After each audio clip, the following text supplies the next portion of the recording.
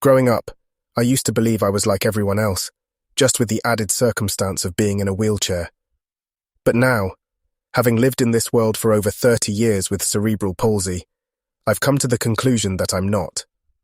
I've tried showing people the fullest extent of who I am, but my wheelchair would always get in the way. It would stunt anyone's curiosity about me, rather than encourage it, and no matter what I do, they're always left thinking, he could be so much more if he wasn't in a wheelchair. You see, we don't allow our disabilities to stop us, they just do. We can be strong, confident, sexy, and even relatable to a certain extent, if only not for that wheelchair. That weird, under-engineered, confining contraption that takes precedence in our identity, so much so that even our best foot forward seems fruitless and pitiful. Oh, you're a journalist, you say. But how could you be? You're in a wheelchair. You have a wife, a family of your own, and multiple assets to show for your success, but you're in a damn wheelchair.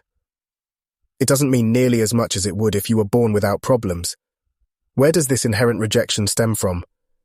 Is it because we may be doing all the right things in life, but because we simply look awkward doing them?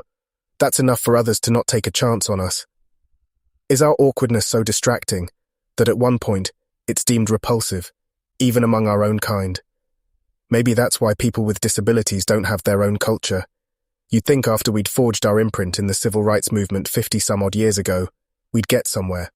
But no, because as I've mentioned, regardless of our efforts, we're just too awkward and simply not allowed to thrive.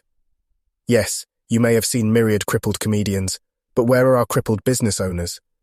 Where are our crippled mothers and fathers, field reporters, directors, photographers, musicians, hell, even our porn stars? The ugly truth is that, while getting involved with us may seem like a good idea on the surface, we are much more of a liability than an investment. That's why, even with a groundbreaking documentary like Crip Camp, attitudes remain the same. Even as Judy Heumann, an activist with polio, who spent a chunk of her life fighting for disability rights, recently passed away, nothing is being done. No one's inspired, no one wants to be inspired, and no one finds us inspiring. In reality, they're uncomfortable and are afraid to say so they tag us under the nebulous umbrella of inspiration, just so they can pat themselves on the ass and say they've played their opportune part as a good Samaritan.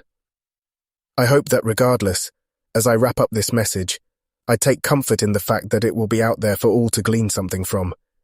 I recognize that my efforts aren't futile, and that society, by and large, is not unwaveringly ignorant.